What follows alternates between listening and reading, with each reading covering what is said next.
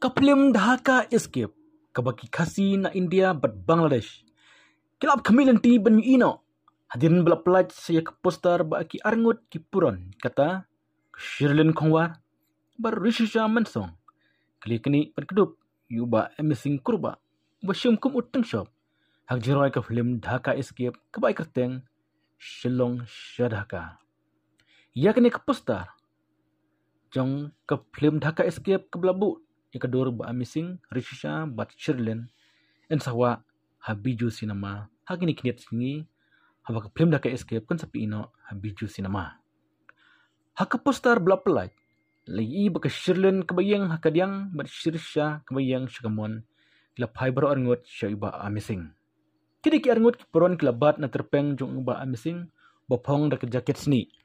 Hak ni ke film laak upira dot dong kumuting shop nong kemat kena dia simli kum kepuron lam kemat berba mesin kurba kum uting shop bakerpang ke Shirlin Kongwar ber Rishisha Mansong kini kepuron besyak khot kerpang panwan mi hakajing ruai Shillong Shadhaka kul de pelaj ha YouTube mencam senam ke belapoi mentah palat lain million ngut kepek kajing khot ke chwa simli film production nyoba mesin kurba banu ak hajing ruai juga film Dhaka escape kadai namar udai ubre bapau ha social media ban ai jingran habayla election emily soyong konstituensi.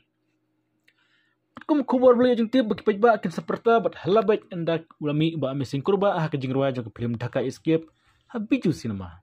Maka dia ke screen ke bahek kamtam hawa kini ki arengut kiporon ki bat ya na terpeng. Ya ke film Dhaka escape lapan kaya bat pi habiju cinema Shillong. Habne Oktober arja rupsau habiju cinema hadin belakut ke Durga Puja. Kejing ko ak pejba banu i kene ke film namar lakwan ringdur Bangladesh hak senong kasi kumjuru laring dor sekenong ba selhet berdhaka nang ta kipai ba kin benut bentit ya ketiket sinema nama marsus dang ya ke film hadin kumba shipaminyari ai kedun ke jing show upira do todong bat kigang hin kata kan wan sakajing yam kan wan sakajing kemen kan wan sakajing ruai korang biang ke jing show kan wan biang sakawai ke jing ruai bat kadu ke jing show upira bat kigang ha Bangladesh.